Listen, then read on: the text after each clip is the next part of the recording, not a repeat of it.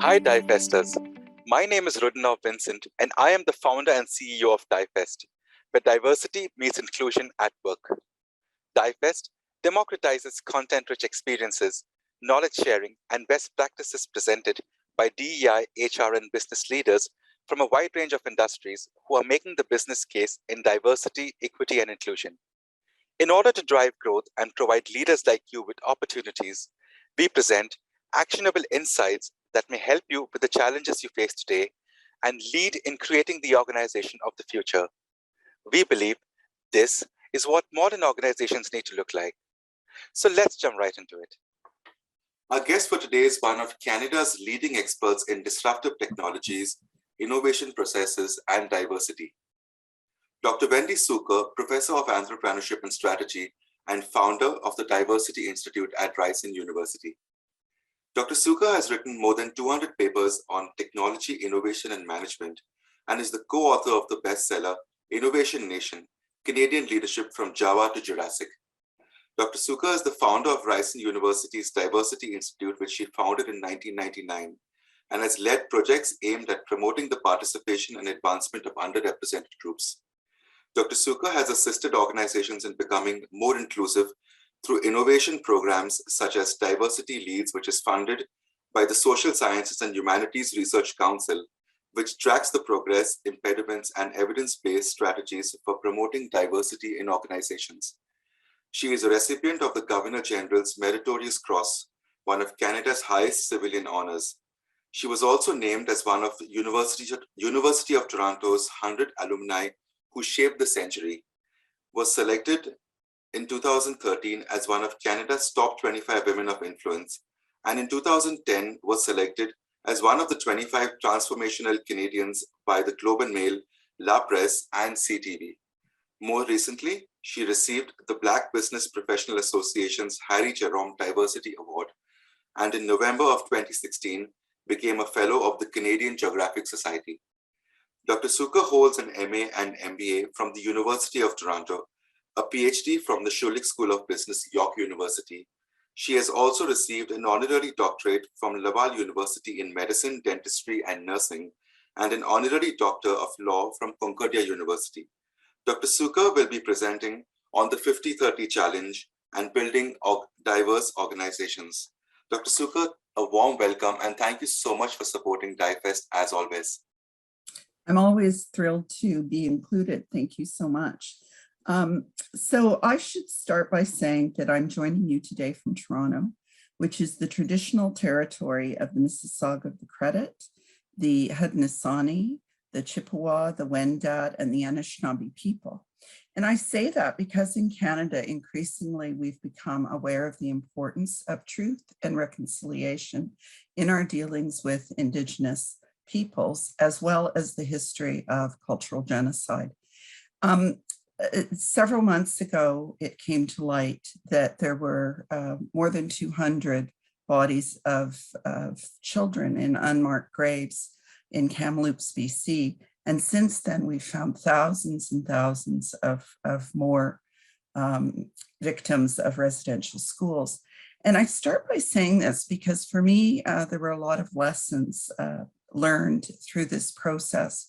And this particular incident, I really think, changed my understanding of the history of Indigenous peoples in Canada in a very fundamental way. I drafted a note to staff, and before I sent it out, I sent it to my Indigenous staff for comment. And I started the note by saying, like many of you, I'm shocked and horrified. And they responded to me and said, why are you shocked? Why are you horrified? Why didn't you know? And this for me was really a wake-up call because, you know, I'm supposed to be an expert in diversity and inclusion. Of course, I knew about the Truth and Reconciliation Report. Of course, I knew about the inquiry into missing and murdered Indigenous women, but I didn't really understand it in a sort of visceral way. And I think over the last 2 years in particular, with the murder of George Floyd, with the discovery of the unmarked graves of Indigenous children, with the terrorist attacks on a Muslim family in London, Ontario, and many, many other incidents.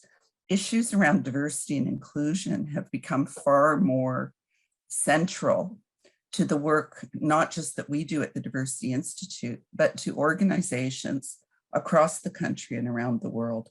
The other thing that is critically important in talking about these issues is to understand that it's a journey, that it changes, that the attention, for example, that we are paying now on people with diverse gender identities, on transgendered people, on non-binary people, for instance. These are subjects we didn't talk about 5 years ago. So I say that because even as a diversity expert who's worked in this field for more than 30 years, I learn every day, and I learn from people around me. I learn from people who work for me, and I learn from things that are going on in the world. And it's very important to recognize that learning and understanding are critically important, because nobody has the answer. So I wanted to talk a little bit about the Diversity Institute, about the business case for diversity, and really then focus in on diversity on boards and what we're doing with the 50-30 challenge. So the Diversity Institute has 100 full-time staff, many industry partners, and we've been doing work for a long time. We started with a focus on women in technology. We have diversity and inclusion projects. We are the research lead for the Future Skills Center. We run many projects specifically focused on inclusive innovation and entrepreneurship, including the Women Entrepreneurship Knowledge Hub. And we deliver innovative programs, things like alternative pathways to digital skills, entrepreneurship training, and one of my favorites, Study Buddy, which provides free online tutoring for Black youth, because we know that within COVID, that's one of the segments of the population that has been hardest hit. We're based in a business school. So we of course embrace the social justice foundations of work on diversity and inclusion, but we're very much grounded in what we would call the business case, and helping organizations understand that diversity is good for business, whether you're in the private sector, whether you're a hospital, a university, or an NGO, because in the current environment, the world is changing. And if talent is becoming a core issue for many organizations post-COVID. There are labor shortages emerging again. And if you aren't embracing diversity and inclusion, you're fishing in a very small pond. City of Toronto, half the population, more than half the population, was born outside the country. More than half the population is racialized, and half the population is women. So if you're not thinking about how to make your organization inclusive for women and racialized people and newcomers, you're only tapping into a quarter of the talent pool. That's what I mean by fishing in a small pool. We also know that as our communities change, so do the markets. And if you don't have diverse people in your organization, you're probably going to miss opportunities in the marketplace. We know diversity and inclusion also advances creativity and innovation, and helps increase staff satisfaction. People who are more satisfied and feel included perform better. And at the end of the day, it also helps mitigate legal and reputational costs, because if you make a mistake, you can undo decades of work in building your brand. And we can all think of high-profile cases where organizations have been accused of racism or sexism or homophobia or Islamophobia, or not treating people with disabilities appropriately. That can be very, very damaging and costly. So when we think about expanding the talent pool, the situation in the States is a little bit different, for example, than in Canada. In Canada, about 25% of the population is born outside of the country. In the States, it's a little bit lower. But in Canada, only about the same percentage belong to racialized groups across the country. It's higher in cities like Toronto. In the US, that's much higher. In the US, the Black population is far bigger than in Canada. In Canada, it's about 3.5%. And when we look at issues around gender and disability, the numbers in Canada and the US are pretty similar. I mentioned how diversity improves organizational performance, and there's lots of different research on this.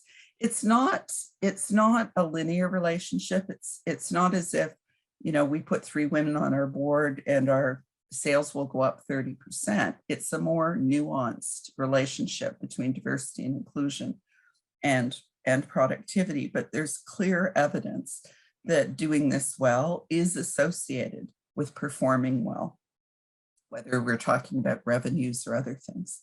When we look at innovation, lots of evidence in tech firms that suggests that diversity does help drive innovation. Makes sense. If you have people with the same background, they have similar ideas and they come at problems in similar ways. We also know that more diverse firms tend to generate more income from new products and services, and that they see things that others don't see. They're more likely to export, for example. The other thing, I can give you one instance because we do a lot of work on women in entrepreneurship. So a Canadian company pitched to a group of venture capitalists, and they said, "Oh, we don't think there's a business there." The company was producing pantyhose that do not run. Any woman in the audience who wears pantyhose or tights will understand why that was a breakthrough technology. But if there aren't women at the table, they're not necessarily going to see it. And you know, increasingly we're seeing markets for hair products, for food products, for clothing targeted at diverse populations. Reducing risk, very clear that there are legislative frameworks that require that you do this better, but there are also, you know, increased public pressure, whether it's through environmental, social, and governance pushes for boards, whether it's consumer pressure. These things are very important to consider as well. And we actually recommend for board governance that when they do their risk registers and when they report on progress, they include diversity and inclusion as one of the things that they look at.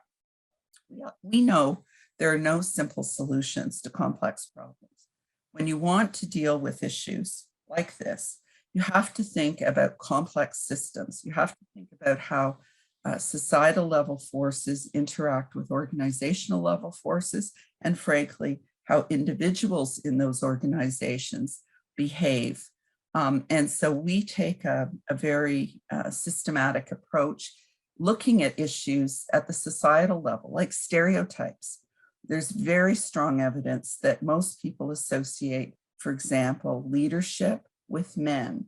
And so when women go into leadership roles, they either face accusations that they're too much like men and not feminine, or that they're not leaders. So these associations are very strong in most cultures and require a lot of effort to change, because culture is one of the most important factors, whether it's at the societal level or the organizational level, and yet it's also the most elusive.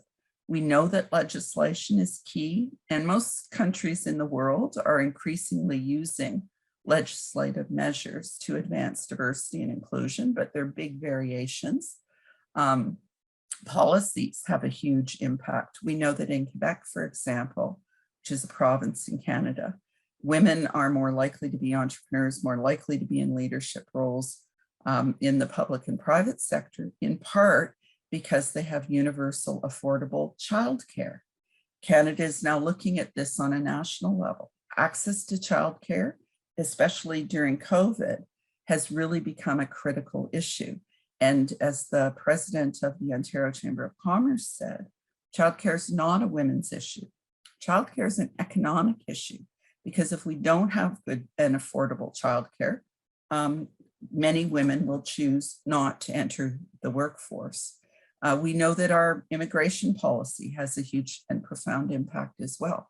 Canada tends to have a point system, which gives people more chance to come if they have higher levels of education. But often people with high levels of education come and then can't find jobs because there are other issues. So thinking about immigration policy and refugee policy and what the implications of that are also important. And access to infrastructure. You know, COVID has really highlighted the fact that the internet is a human right. Access to the internet is really a human right. And in Canada, we have remote communities that barely have running water, let alone telephone and internet service. And similarly, even within Toronto, affordability is an issue. 42% of racialized youth live in families that can't afford high-speed internet. I talked about societal norms and stereotypes, and this is just a good example in my mind. If you do a Google image search on the word entrepreneur, this is what you get. And so the association between entrepreneurship and men and technology is very embedded in our culture.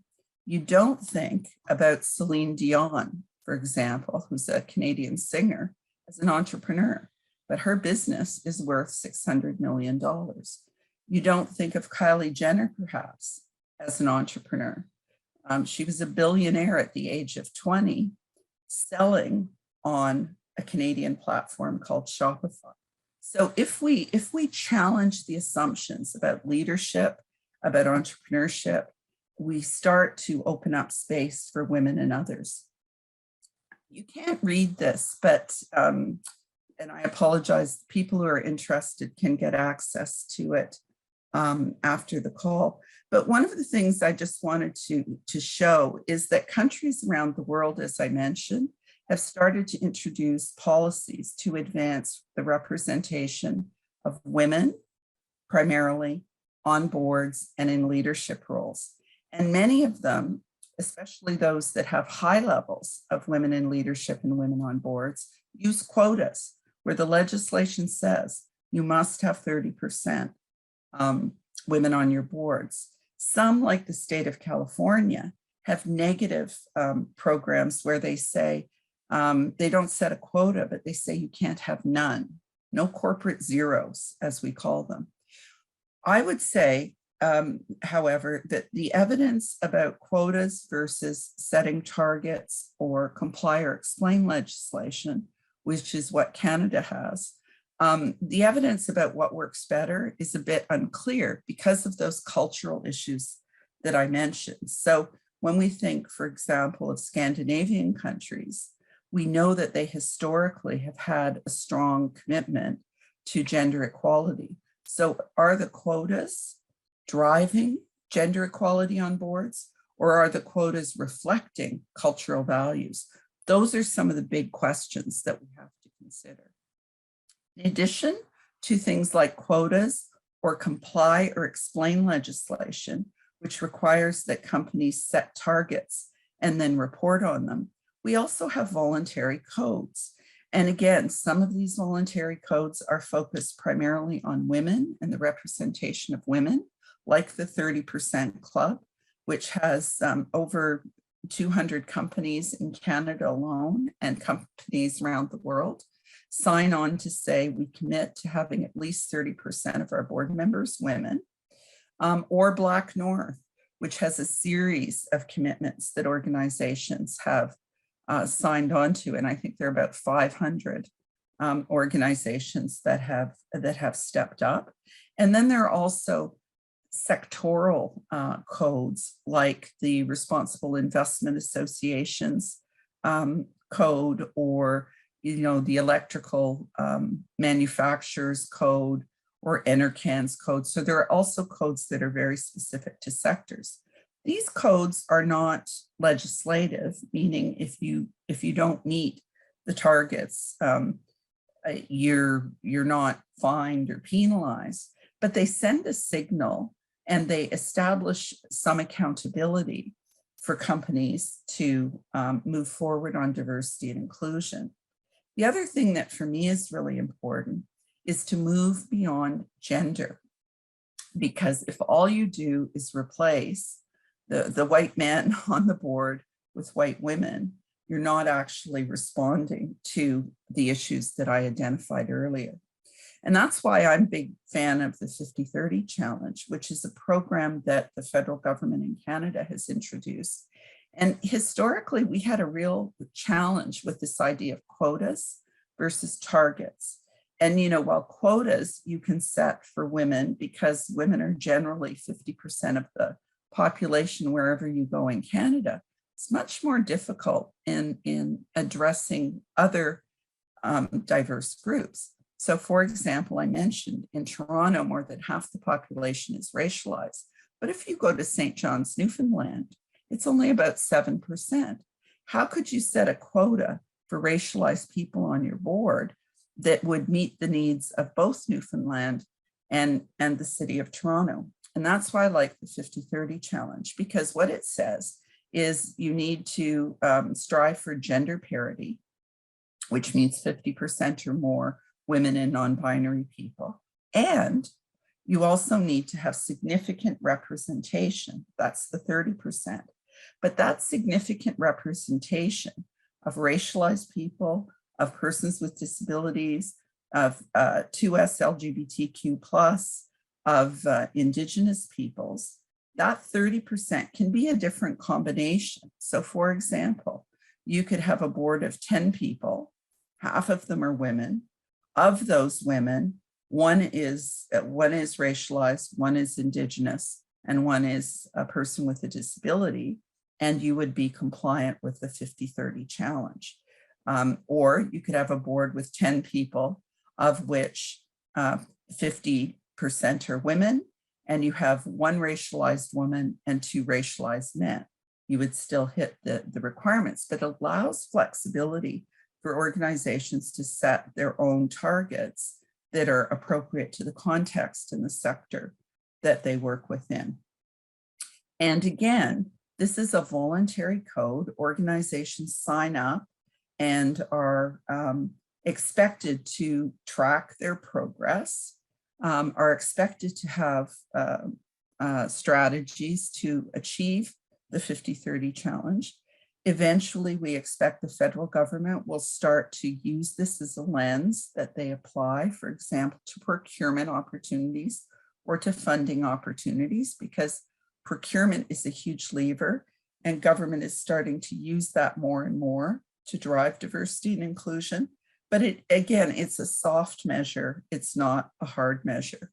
And you can sign up if you're compliant with 50-30, you've already achieved it, or you can sign up if you're committing to achieving it at some point in time. We worked with the federal government on developing a publicly available specification. This is available online. And not only did it propose ways of implementing 50-30, but it also had a series of measures and indicators that could inform your strategy. So for example, your governance and strategic commitments, the metrics that you and targets that you set, your human resources policies, what you're doing with respect to culture, what you're doing with respect to your value chain, which would include procurement, product design, sales and marketing, service supports, and finally, how you're engaging with the community.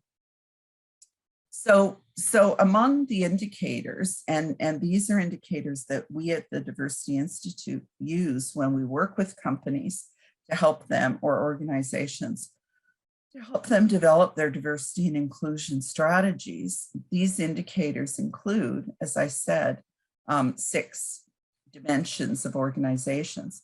Very often when people think about diversity and inclusion, They think only about representation. They think only about, who's on the board, what percentage of women are in the workforce, and so on.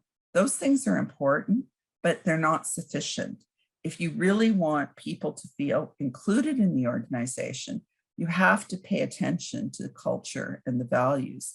You have to pay attention to how you're thinking about products and services. You have to think about who you partner with.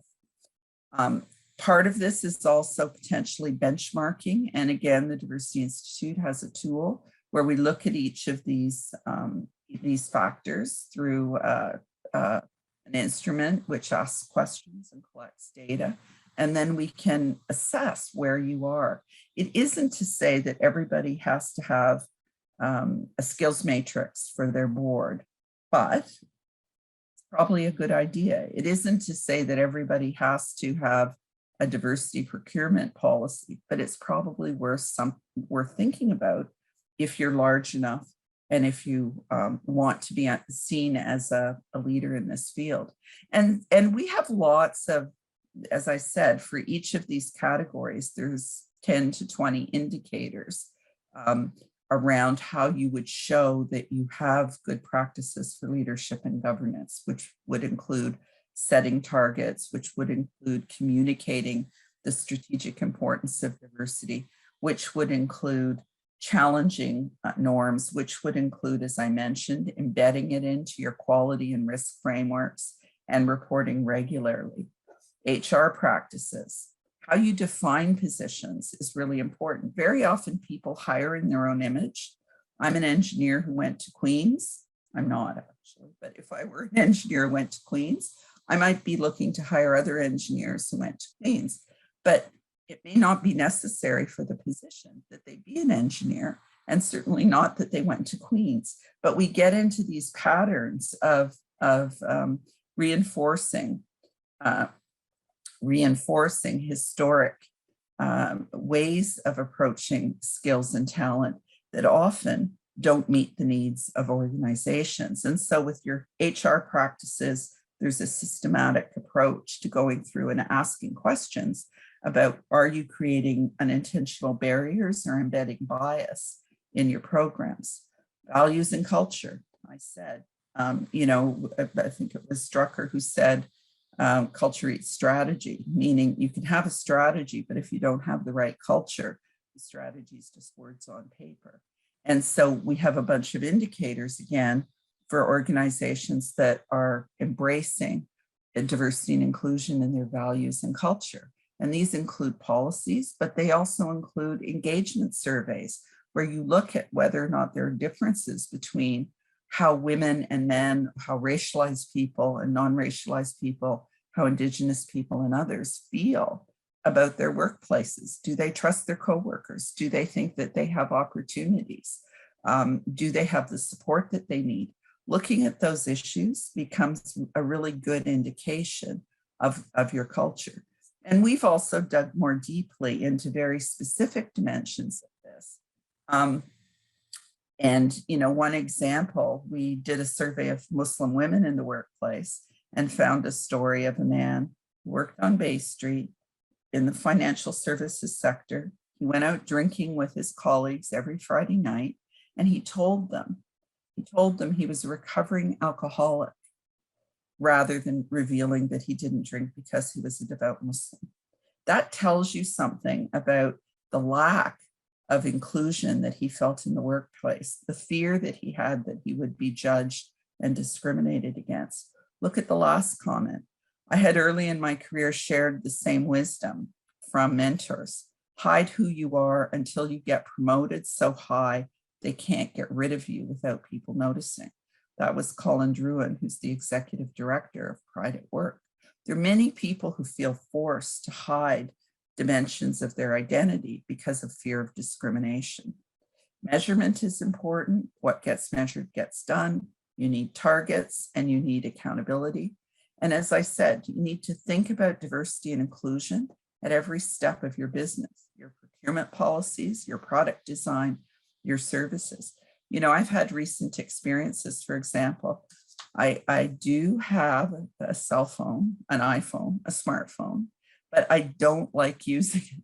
So I don't like when I try to order online food on my computer and they're trying to send me text messages.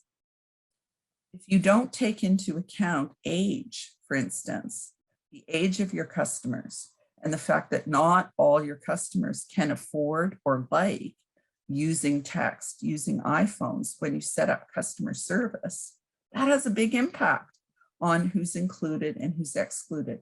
But you have to get that diversity and inclusion mindset in order to embrace this. How you engage with community organizations, how you engage with educational institutions. We're always inclined to support, the institutions we graduated from. But if you focus on the prestigious institutions, the IITs in India, or the Ivy League in the US, or the Russell Group in the UK, or the U15 in Canada, you're often excluding people who are bright but may not have had the same opportunities as others. So even that sort of bias can get baked into systems. And building, if you want to increase Indigenous people in the workforce, you have to think about alternative pathways, because we know with Black and Indigenous people, they're half as likely to have graduated from high school and university. And so we have to put a lot of effort into increasing those graduation rates, while at the same time looking at cases where do you really need a university degree for this role? I'm almost done, but I wanted to really end by saying that at the end of the day, this comes down to individual choices and behaviors. Who do you support? How do you treat people? Do you know what a microaggression is? Do you know how your words and your actions make people feel? Every single terrible case of discrimination, racism, sexual harassment that we have seen in the workplace was in a context where someone knew. And they either didn't know what to do or they chose not to do anything. And so for me, the last point is the most important, and that is we have to all commit not to being bystanders, because many of us will witness through our lifetime acts of sexism, discrimination, racism, Islamophobic, homophobia, and so on. And we have to all use our collective power to fight back. And so from our perspective, diversity and inclusion are really part of success. We have to think about innovation and inclusive innovation as a way of driving performance in organizations and, frankly, at the national level. And I love this advertisement from Lakeridge Health. We don't care what's on your head, we care what's in it. And that was something they used to try to attract skilled employees when others were saying no. Or the headline from Forbes, ADHD, the entrepreneur's superpower. Looking at what people bring to the table rather than what they don't have is really transformational. And thank you very much for your attention. I really appreciate this opportunity today.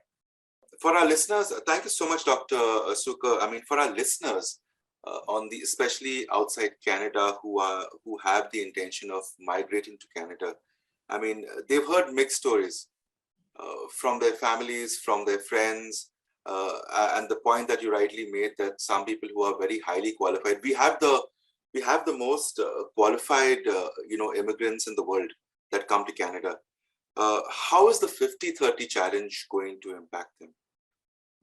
Yeah, it's a really good question, because we know that immigrants, for the most part, are better educated than people born in Canada, but they are underemployed and they're paid less. 45%, for example, of internationally educated engineers are unemployed. And Canada, it's a real problem, because Canada tells the world that we value highly skilled people, but then they bring highly skilled people here and they end up driving Uber. So What I would say about the 50-30 challenge is obviously, being a leader or a C-suite executive or a board member is not something that most immigrants are going to be invited to do immediately. But because we took a comprehensive view to the 50-30 challenge, in that we said, in order to have diversity at the senior levels, you have to start at the very beginning. You have to start with your relationships with organizations outside. So in the case of immigrants, there are lots of agencies that are the first point of contact for newcomers, and businesses need to connect with them and to make the pathways easy. If you think about HR practices, there are new tools, for instance, that will anonymize resumes so that we know from the research that if you have a foreign sounding last name, even if you were born in Canada, you're less likely to get an interview. So some organizations are looking at those practices because they recognize that bias is built into the system, and stripping out the identifiers that will tell you if an applicant was born in Canada or not, studied in Canada or not, can help level the playing field. So I think the 50-30 challenge, while it's focusing on the top of the organization, it recognizes to get diversity and inclusion at the top of the organization, we have to start at the bottom. We have to think about how organizations interact with government in terms of lobbying. I had a meeting recently with chambers of commerce who are screaming for workers, but a lot of them don't need highly skilled workers. They need general laborers, and they're saying, the point system is distorted because it doesn't necessarily tie to labor market demands. They're saying that we have to put pressure on the regulators, because we have doctors, we have internationally educated doctors, and we have a shortage of healthcare workers, but the internationally educated doctors can't practice medicine. So there's a lot that organizations can do within their policies and practices, but organizations can also help by lobbying government, by advocating for changes to the policies, by making sure that when newcomers come, they have the opportunities that are promised to them when they apply. Thank you for that, Doctor. I mean, the first step towards actually improving on a situation is to admit there's a problem. And this is something which really touched my heart about the presentation today, that we admit that we have a problem, but we are working on it. The good news, and for our listeners especially, is that Canada still tends to remain the most diverse country in the world. We're improving. We are trying our best every day to make sure that everybody's accommodated. So I want to thank everyone once again. And if there are any questions for Dr. Suka, please reach out to her directly, or even at the Diversity Institute. Joining us today, Dr. Suka talks about Canada's efforts through the 50-30 challenge. Talent is becoming a core issue. If you're not embracing diversity and inclusion, you're fishing in a very small pond. In Toronto itself, half the population is racialized and women. There's lots of evidence that shows that diversity drives innovation, reduces risks, and even mitigates legal and reputational costs. On a society level, if we challenge the assumptions on leadership that are associated with male or male-like behavior, we start to open up space for women and others. The 50-30 challenge strives for gender parity, which is 50% or more women or non-binary people, and also a significant representation of equity-deserving groups, which is the 30% on the boards. Culture eats strategy. You might have a great strategy in place, but if you don't have the right culture, your strategy is just a piece of paper. Therefore, embrace diversity across the value chain. It all boils down to individual behavior, how we treat individuals, and how our words and actions make others feel. And finally, don't be a bystander. Dr. Suka, Thank you so much once again for being a part of DiveFest and supporting us as always. We continue to stay committed to make Canada the greatest place for all, especially women and racialized groups, to thrive. Okay, super. DiveFesters, we invite you to connect with us if you have any specific challenges or concerns that you would like us to discuss as a part of our series. There's so much to learn and do. Whether you want to join the conversation or sit back and take it all in. Remember to subscribe to our podcast, DiveFest Global, to hear from DEI, HR, and business leaders about their successes and challenges on their journey to creating an environment where employees feel a genuine sense of inclusion and belonging. You may also like to visit our website, divefestglobal.com, to find webinars where we feature your fellow peers and go in depth on what organizational DEI really looks like. So thank you once again for joining us today. Good luck and stay blessed.